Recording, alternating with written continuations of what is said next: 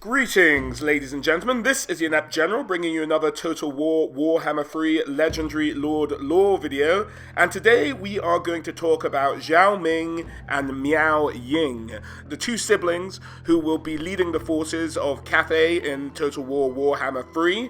Now, it is worth bearing in mind, guys, that these are relatively newly created characters in the scheme of Warhammer lore, and so there are certain things we just don't know about them, what they were doing at certain points in the Cathay timeline, what they were doing when the Monkey King took over, for example, or when Tamarkan was, threatening their border. We don't know exactly their involvement throughout the history of the Warhammer world, but I'm sure that will be fleshed out if they do make an appearance in the Grand Cathay Army or in the Grand Cathay Codex when the Old Wars comes to us from Games Workshop. But for now, all we have to go on are some certain bits and pieces of their character, and I'm sure I'm slaughtering the pronunciation of their name, but if you'll bear with me and forgive me for that, let's get to know a little bit more about Yao Ming. The Iron Dragon, ruler of the Western provinces and lord of Xiangyang. He is a natural-born warrior, a skilled blacksmith and alchemist, who has honed his skills over centuries of practice. Despite these and many other talents, it is widely believed that he is not as beloved by his father, the Dragon Emperor of Cathay, as his elder sister, but many believe that the Moon Empress has always had a soft spot for him. His interest in alchemy and smithing has led the Iron Dragon to experiment in these areas to produce magic weapons and armor.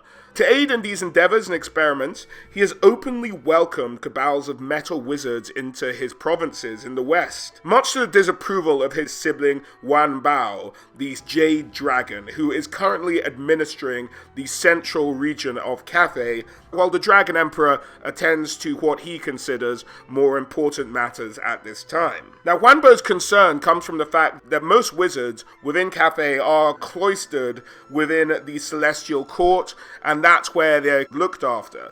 Now, having magic users outside of that system is something that he doesn't like and feels could only lead to trouble down the road. As mentioned, Zhao is also the ruler of the Western Province and the city of Xiangyang. His province marks the end of the Ivory Road, the lucrative trade route between the Eastern empires and those in the West, such as the Empire and Bretonnia. As such, it welcomes many trade caravans, some of which can run up to a mile long as they make the long and perilous journey to the lands of Cathay and back again. But this key trading position means Zhao can reap a huge amount of wealth and prestige from his position in the West, being the gateway to trade with most of the rest of the Warhammer world. The city of Xiangyang itself, as a result, is full of traders as well as ambassadors from these far-off lands. Being the first port of call, of course, it is also home to a number of adventurers, as well as the smithing and alchemical cabals, which Zhao has so encouraged to join him in the West and continue with their experimentation, pushing the envelope of what they believe to be possible. This mixture of adventures and alchemists leads to many sorties into the Warpstone Desert, where the adventurers trade lucratively for the strange and mysterious ores warpstone that they tend to find out in that desert. And so Zhao is experimenting with these ores to see what he can construct out of them. This now inhospitable and dangerous desert was once the grassy home to the ogres, who, since the Great Moor fell out of the sky, had to flee westwards into the mountains of Moor. But there have been known to be stragglers and pilgrims to the Great Moor who can cause problems for Zhao in terms of their raiding, or who have been known at times to even lend their services as mercenaries. The city itself, as well as the province as a whole, has had to fight off these raids from ogres, as well as from, roving tribes of wolf hobgoblins, which the very able general has been able to fend off time after time. Zhao, as a militaristic leader, inspires loyalty with his legions, being known to share a jape with his followers, or even a drink at times. This is in stark contrast to his siblings, who are often cold and detached. They are in fact so baffled to see his cordiality with mortals that they whisper it is a sign of madness brought on by his experiments with the strange green ores he found in the desert, or perhaps the prolonged amount of time he has spent near the Great Moor.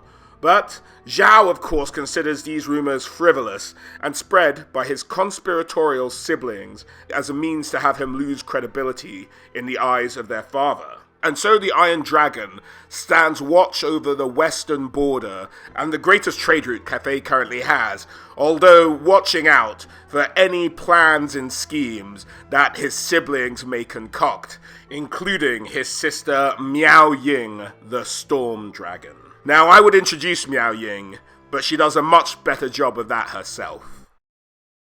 I am ruler of the Northern Province, Sentinel of the Great Bastion, Supreme Matriarch of Nangao.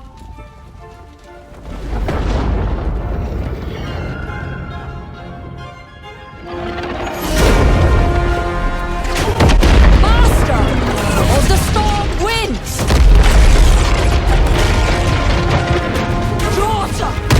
Of the Dragon Emperor!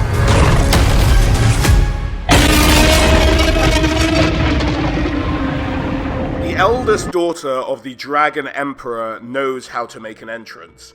A cool tactician and as powerful a magic user as any high elf, even able to go toe-to-toe with a greater demon when in dragon form. She believes herself to be the strongest of her dragon siblings, but is constantly trying to prove her worth to her father against her other siblings.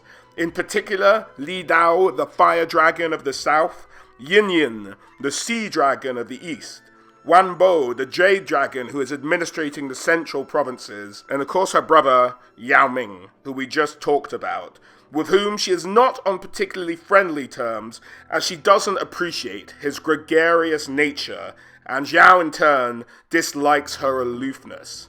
This means, on the rare occasions they meet in person, usually in some kind of group setting where the siblings have to get together to discuss a greater threat, they tend to avoid each other. Miao has been designated as commander of the Great Bastion, or the Dragon's Spine, built some 4,300 years before the Total War Warhammer timeline.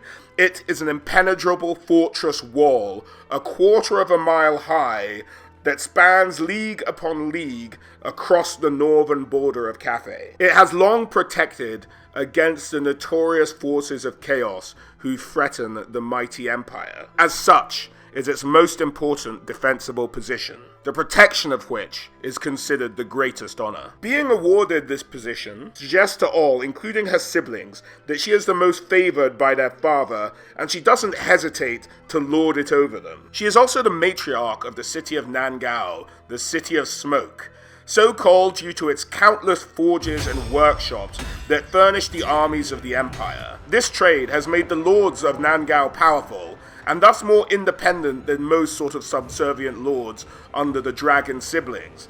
This means that some have even occasionally dared to challenge the Storm Dragon, who quickly reminded them of their place in society. On the battlefield, the Storm Dragon is a force to be reckoned with, exuding an aura of command and majesty. Although not as convivial as her brother in the west, she does command the respect of her troops. And although the sibling rivalries for their father's affection have often set all the siblings at odds with each other, they always come back for the defense of the great empire of Cathay, and as such, these two will be standing side by side to fight off the forces of chaos and all others who threaten their father's empire in Total War Warhammer 3. And that's about all we have at the moment for these two siblings. They look fun. I'm looking forward to seeing more lore from Games Workshop on them if they hopefully get written into the codex for the revival of Fancy Battles. But we'll have to wait until then. For now, this will have to do us, and I hope you enjoyed getting to know these two siblings. But as always, guys, a huge thank you for watching, and I hope to catch you all on the next one.